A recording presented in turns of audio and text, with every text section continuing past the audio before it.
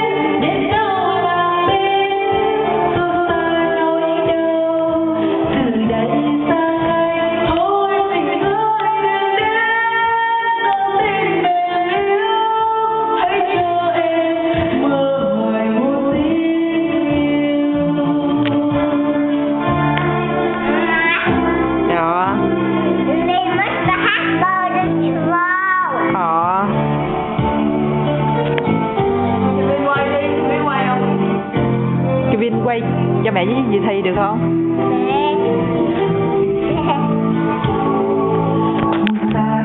Thành phố hôm đó và những cơn gió mới lên đêm chuyến đò, dòng nhà đêm ấy nụ cười tê tái đã trôi lên cơn mộng say.